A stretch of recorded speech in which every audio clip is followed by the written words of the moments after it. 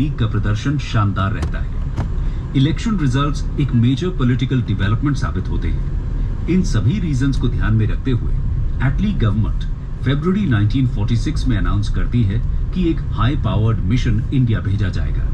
इसे cabinet mission के नाम से जाना जाता है, लेकिन कैबिनेट मिशन पर डिस्कशन करने से पहले फरवरी 1946 में ही हुई एक और बड़ी घटना यानी कि नेवल म्यूटिनी की चर्चा कर लेते हैं। RIN mutiny. दोस्तों, फरवरी 1946 में ब्रिटिश राज को एक बड़ा चैलेंज फेस करना पड़ता है और वो था रॉयल इंडियन नेवी में ओपन म्यूटिनी। इसकी शुरुआत 18 फरवरी को बॉम्बे से होती है। यहाँ पर HMIS तलवार पर तैनात 1100 नेवल रेटिंग्स खराब खाने और रेशियल डिस्क्रिमिनेशन के इश्यू पर हंगर स्ट्राइक शुरू कर देते हैं। BC दत्त नाम की रेटिंग को HMIS तलवार पर क्विट इंडिया लिखने के लिए अरेस्ट कर लिया जाता है। इसके बाद रेटिंग्स का गुस्सा और भी ज्यादा बढ़ जाता है। दूसरे ही दिन कासल और फोर्ट बैरिक्स की रेटिंग्स भी स्ट्राइक ज्वाइन कर लेती हैं। इसके बाद सिटी के लोग भी इन्हें ज्वाइन कर लेते हैं। माहौल पूरी तरह एंटी ब्रिटिश हो जाता है। बॉम्बे और कैलकाटा शहर पैरालाइज जैसी स्थिति में पहुंच जाते हैं। जगह जगह मीटिंग्स और प्रोसेशंस होते हैं। पूरे देश में हड़ताल का सिलसिला शुरू हो जाता है।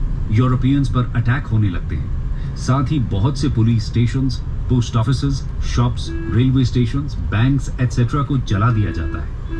रॉयल इंडियन एयरफोर्स की बॉम्बे, पूना, कैलकाटा, जैसोर और अंबाला यूनिट्स भी सिंपैथेटिक स्ट्राइक्स करती हैं। वहीं जबलपुर के सिपॉइज भी स्ट्राइक पर जाते हैं। कहने का मतलब ये है कि सभी फोर्सेस की तरफ से ब्रिटिश अथॉरिटी को चैलेंज मिलना शुरू हो जाता है और इसमें आम जनता भी इनका साथ देती है।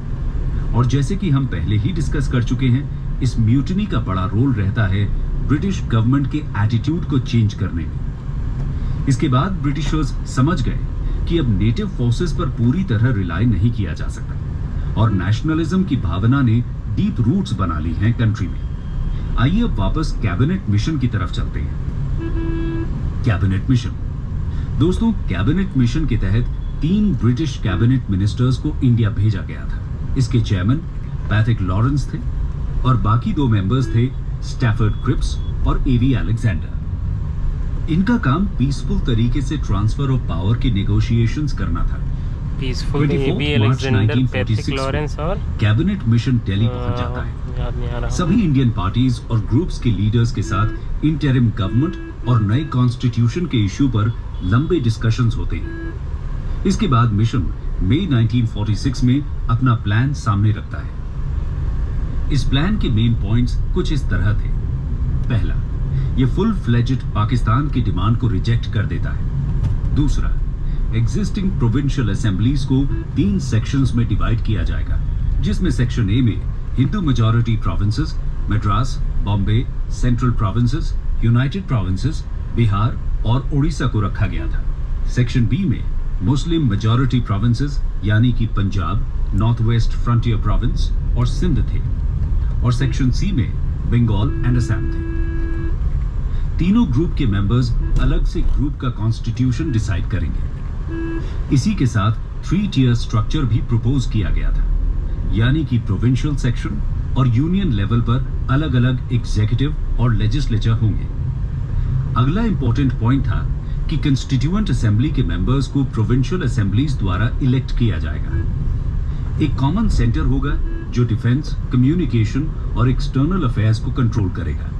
इसके अलावा प्रोविंसेस को फुल ऑटोनॉमी दी जाएगी और रेजिड्यूअल पावर्स भी उनके पास रहेंगे।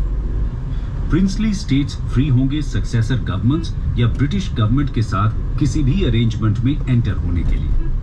फर्स्ट जनरल इलेक्शंस के बाद प्रोविंसेस ग्रुप से बाहर आने के लिए फ्री होंगे और 10 साल बाद ग्रुप या यूनियन कॉन्स्टिट्यूशन को रिकंसिडर करने की डिमांड भी प्रोविंस रख सकते हैं और कॉन्स्टिट्यूशन बनने तक एक इंटरिम गवर्नमेंट फॉर्म की जाए।